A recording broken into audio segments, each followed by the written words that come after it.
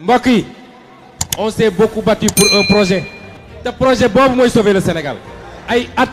juróom-ñeenti at ñuy xeex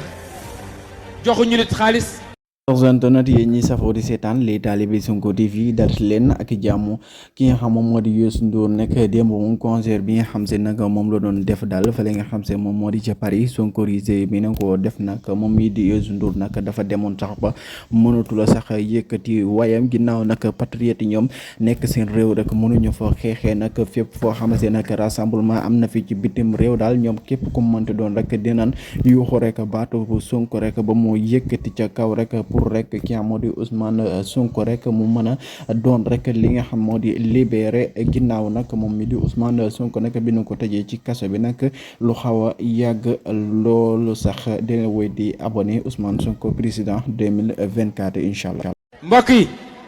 on s'est beaucoup battu pour un projet te projet boobu mooy sauver le Sénégal ay at juróom-ñeenti at ñuy xeex joxuñu nit xaalis